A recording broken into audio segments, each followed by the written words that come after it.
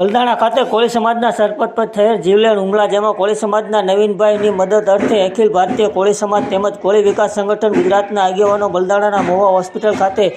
નવનીતભાઈની મદદ અર્થે તેમજ કોળી સમાજના આગેવાન નવનીતભાઈના પર થયેલ જીવલેણ હુમલાની ઝીણામાં ઝીણી તપાસ થાય, હુમલો કરાવનાર માયા આહિર અને જયરાજ આહિરનો એફઆરઆઈની અંદર નામ દાખલ કરવામાં આવે, 307ની ગંભીર કલમ લગાડવામાં આવે અને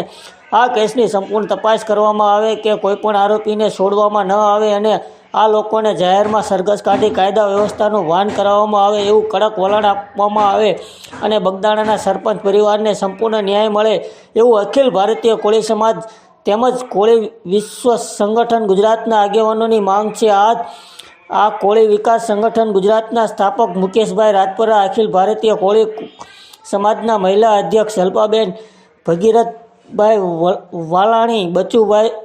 બી ભાલિયા, વિપુલભાઈ ઝાપડિયા, વિપુલભાઈ ડેરવાળિયા, મુકેશભાઈ કાણોતરા, બિચ્છુભાઈ જગવડ, રોહિતભાઈ બાવળિયા વગેરે આગેવાનો પહોંચ્યા. અહેવાલ રોહિત આર જતાપરા. વધારે સમાચાર જોવા માટે અમારી ચેનલને લાઇક, શેર અને સબસ્ક્રાઈબ કરો.